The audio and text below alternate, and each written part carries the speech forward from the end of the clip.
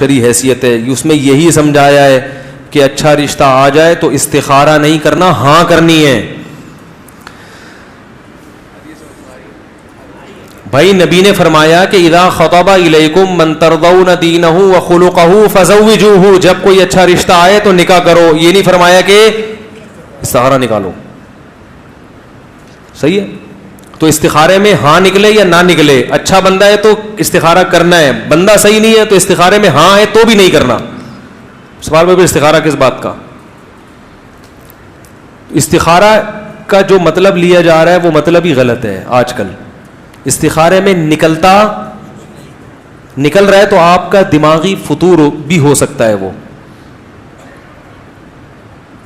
کیا ہو گیا؟ غلط کہہ رہا ہوں؟ حدیث میں تو کچھ بھی نہیں ہے. حدیث میں تو آتا ہے جس کو کوئی کام کرنا ہو اور وہ بیچارہ کنفیوز ہو تو کیا کرے گا؟ اے اللہ، تو وہ دعا پڑھے گا، دعا مانگے گا 2 رکعت پڑھ کے، اس میں کیا ہے، اللہ یہ کام بہتر ہے تو مقدر کر دے، بہتر نہیں ہے تو مقدر نہ کر. نکالنے کا تو کچھ ہے ہی نہیں، مجھے بتا دے کہ یہ اچھا رشتہ ہے، کوئی پازیٹیو کچھ بھی نہیں ہے. اس دعا کی برکت سے کیا ہوگا کہ اور اللہ کی مدد شامل حال ہو جائے گی. کرنا وہی ہے جو سمجھ میں آ رہا ہے، اور اچھا رشتہ ہے تو سمجھ میں نہیں آ رہا تو اس کا مطلب آپ اچھے نہیں ہو، پھر آپ خود فالٹ ہے آپ کے اندر. اور اگر رشتہ اچھا نہیں ہے پھر سمجھ میں آ رہا ہے تو بھی آپ اچھے نہیں ہو. تو پہلے اپنے آپ کو اچھا بناؤ تاکہ اچھے لوگ آپ کو سمجھ میں آئیں اور برے لوگ آپ کو سمجھ میں نہیں آئیں. ہاں یہ فیصلہ نہیں ہو رہا کہ رشتہ یہ بندہ ٹھیک بھی ہے یا نہیں ہے تو اس کا بھی استخارے سے نہیں پتہ چلے گا. اس کے بارے میں رپورٹ طلب کرو.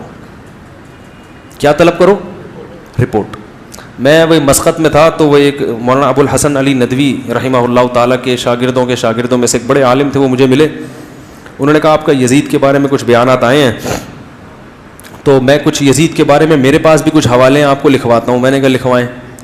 تو جب میں لکھنے لگا نا تو میں نے اوپر عنوان ڈالا یزید کے بارے میں رپورٹ. وہ ان کی نظر پڑ گئی. انہوں نے کہا یہ کیا؟ میں نے کہا ہمارا یہی اسٹائل ہے. میں نے کہا جو کچھ آپ بتائیں رپورٹ پیش کر رہے ہیں نا. میں نے کہا ہمارا عنوان ایسا ہی ہوتا ہے، آپ خیر اس کو نہ دیکھیں، آپ رپورٹ لکھوائیں. تو انہوں نے کہا وہ فلاں نے لکھا ہوا ایسا تھا. میں نے کہا رپورٹ تو رپورٹ ہی ہے نا یہ، چاہے وہ آپ اس کو عرف میں رپورٹ نہ کہیں لیکن ہم پولیس کی طرح رپورٹ لکھ رہے ہیں یزید کے بارے میں. تو میں نے کہا کہ بھائی اگر رشتہ اچھا آیا ہے تو آپ رپورٹ لکھیں اس رشتے کے بارے میں.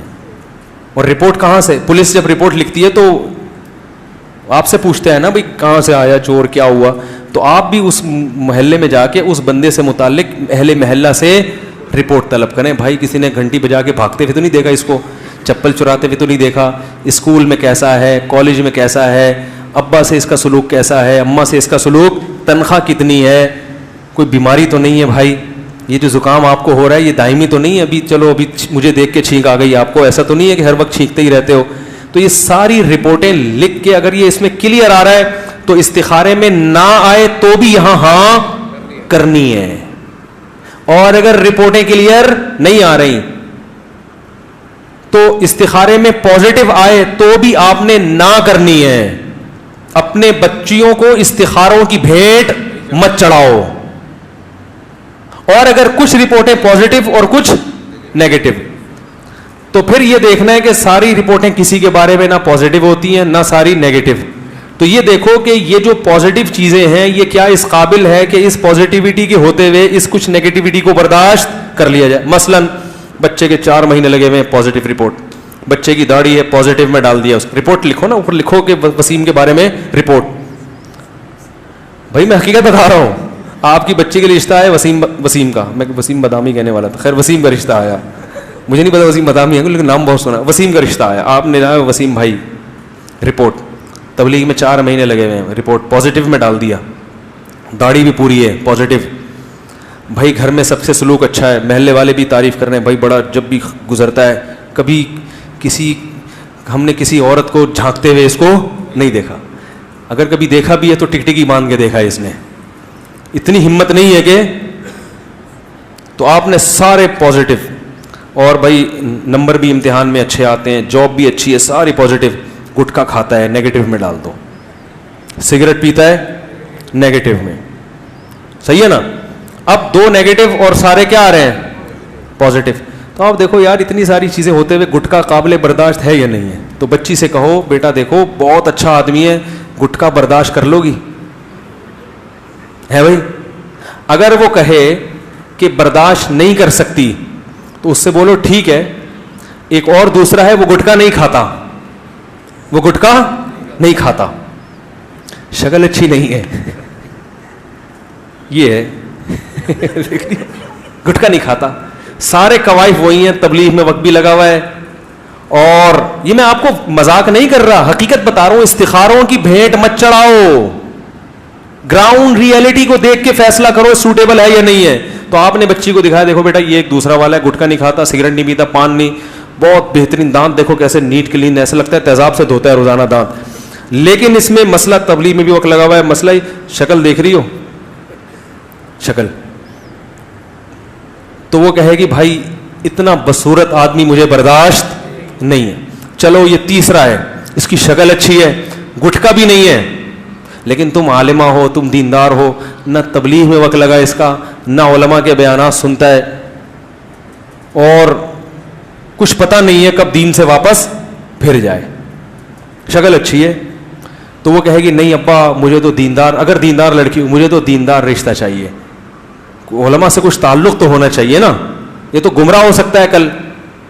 تو ایسے 5-10 رشتے بتا دیے, بیوی بچی کو کوئی بھی پسند نہیں آ رہا, تو پھر آپ اس کو بولا بیٹا میرے بس میں یہی تھا, تیرے لیے اب کوئی آرڈر پہ بنوانا پڑے گا, ہے جو خوبصورت بھی ہو, جاب بھی اچھی ہو, خاندان بھی اچھا ہو, قد بھی اچھا ہو, دیندار بھی ہو, پان گٹکا بھی نہ کھاتا ہو, علماء سے تعلق بھی ہو, ماں باپ بھی اس سے خوش ہوں, محلے والے بھی اس سے خوش ہوں, نظر ہمیشہ نیچے رکھ کے چلتا ہو. تو بیٹا اس کے لیے میں نے آرڈر دیا ہے, آرڈر پہ مال تیار ہو رہا ہے.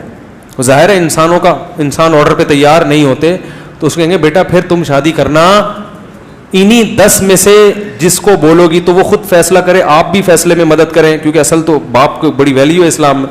تو آپ بتائیں, دیکھو یہ جو سب سے پہلا والا تھا نا, ساری چیزیں تھی, صرف گٹکا رہ گیا تھا.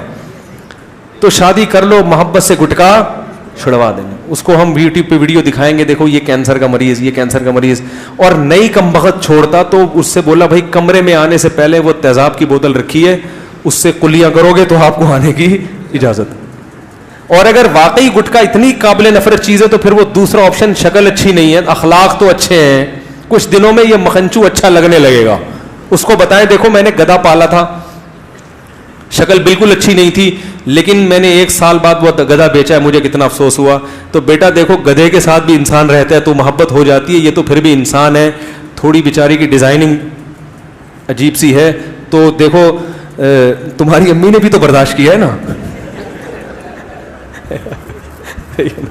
تو اس قسم کے فضائل سنا کے اس کو قائل کریں, لیکن لوگ ایسا کام, اور مشورہ بھی لے سکتے ہیں نہیں, لوگ ساری چیزوں کو گراؤنڈ ریئلٹیز کو یکسر نظر انداز کر کے کسی جاہل پیر کے پاس جائیں گے, استخارہ نکالا ہے, اس نے کہا یہ نو, استخارہ نکالا ہے, اس نے کہا ہاں. کوئی ایسے استخارے کی اللہ نے ذمہ داری نہیں لی. نبی نے جب بھی فیصلہ کیا گراؤنڈ ریئلٹی کو سامنے رکھ کر فیصلہ کیا ہے. اس پر پورا جمعے کا میرا 1 گھنٹے کا بیان ہے. تو آپ نے بھی فیصلہ کرنا ہے گراؤنڈ ریئلٹی کو سامنے رکھ کر. استخارہ ویسے ہی کریں تاکہ اللہ کی مدد شامل حال ہو جائے.